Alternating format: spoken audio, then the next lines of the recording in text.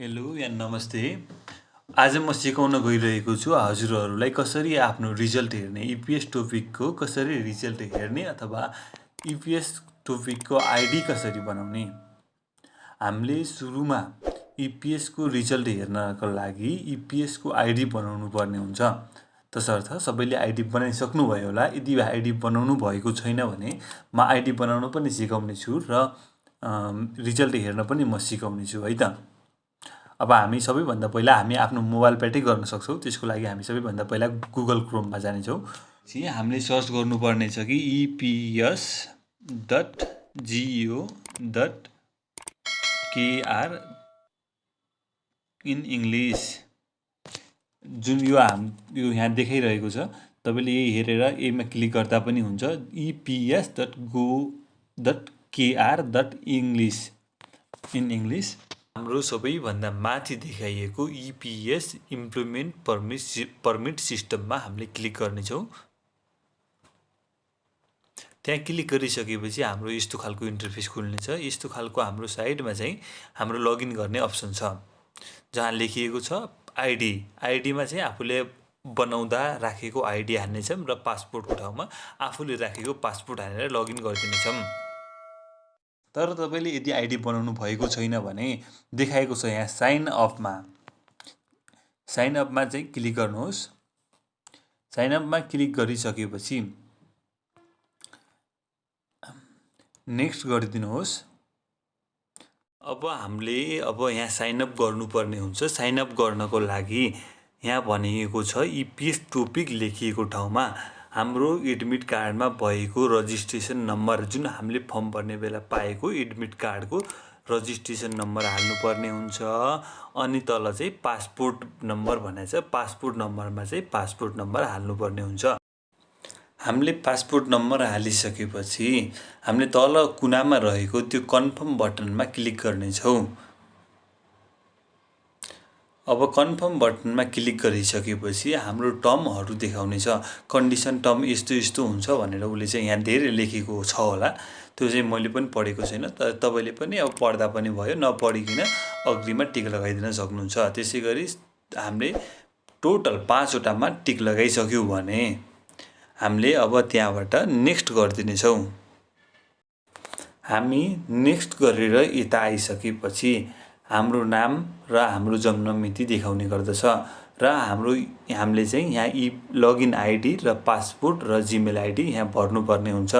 Login आइडीमा चाहिँ आफ्नो नाम जे हो त्यही राखिदिनु होला। जस्तै मेरो नाम मिलन हो भनेपछि मैले मिलन अथवा मिलन 1 2 3 मिलन जे पनि आफ्नो कास्ट राख्न सकेँ। अनि त्यसपछि चाहिँ हामीले पासपोर्ट राख्नुपर्छ। पासपोर्ट चाहिँ मिलन 1 2 3 त्यही राख्न सक्यो होइन। अब त्यसपछि चाहिँ त्यो पासपोर्टलाई कन्फर्म गर्नको लागि हामीलाई त्यो पासपोर्ट रिकन्फर्म गर्नको लागि फेरि हान्नुपर्ने हुन्छ। हामीले मिलन 1 2 3 हानेको थियो भने फेरि त्यही हानेर हामीले रिकन्फर्म गर्नेछौँ। त्यसपछि हामीले जिमेल अथवा इमेल हाल्नुपर्ने हुन्छ। तपाईँले जुन चलाइराख्नु भएको छ, चलिरहेको आफूले याद भएको आफूले चलाइराख्ने जिमेलहरू हाल्नु होला। किनभने पछि यदि हामीले पासवर्ड बिर्स्यौँ भने रिसेट गर्दाखेरि काम लाग्ने त्यही जिमेल हो। अथवा हाम्रो जब एप्लिकेसनको भिसाहरू आउने होइन, सबै आउने त्यही जिमेलमै हो अथवा जुन त्यही इमेलमै हो। त्यही भएर आफूले युज गरिराखेको इमेल अथवा जिमेल युज गर्न सक्नुहुन्छ। त्यति हामीले इमेलहरू हानेर सक्यो भने हामीले यहाँबाट नेक्स्ट गर्न सक्छौँ। तर मेरो चाहिँ पहिल्यै आइडी बनिसकेको थियो। मैले यो हजुरहरूलाई जस्ट देखाउनको लागि, डेमोको लागि बनाएको थिएँ। अब हामीले यतिबाट नेक्स्ट गरिदियो भने चाहिँ हाम्रो आइडी बनेर सकिन्छ। अब आइडी बनिसक्यो भने चाहिँ यस्तो खुल्छ, जुन मैले सबैभन्दा पहिला देखाएको थिएँ। जुन कुनामा लगइन गर्ने ठाउँ छ, लगइन गर्ने ठाउँमा चाहिँ आफ्नो अघि बनाएको आइडी, जस्तै मेरो नाम मिलन थियो भने मैले मिलन 1 2 3 राखेको थिएँ।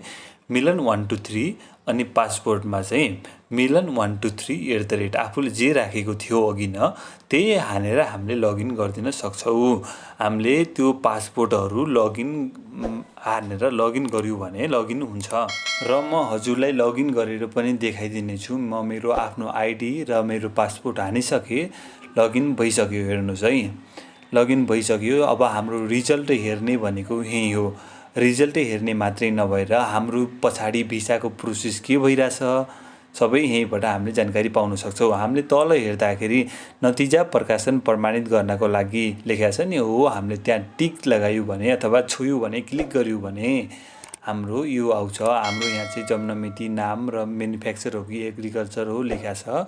अनि त्यसपछि सब क्याटेगोरी पनि लेखेको छ होइन। अनि हामीले चाहिँ यहाँबाट आफ्नो रिजल्ट हेर्न सक्छौँ। अहिलेसम्म चाहिँ रिजल्ट नआएकोले अहिले केही पनि देखाएको छैन, खाली देखाएको छ। अहिले रिजल्ट चाहिँ 8:45 आज नै आउने भएकाले पास हुने सबैजनालाई धेरै धेरै बधाई, अग्रिम बधाई दिन चाहन्छु। अब मेरै के हुने त्यो पनि मलाई थाहा छैन। अहिले म काम नभएर एक्कासी त्यस्तै बस्न छेउलाएर म भिडियो बनाउन लागेको हो। अब ठिक छ, पास भए सँगै रमाइलो गरौँला, फेल भएपछि सँगै पढौँला, केही भएन, पास भइहाल्ला।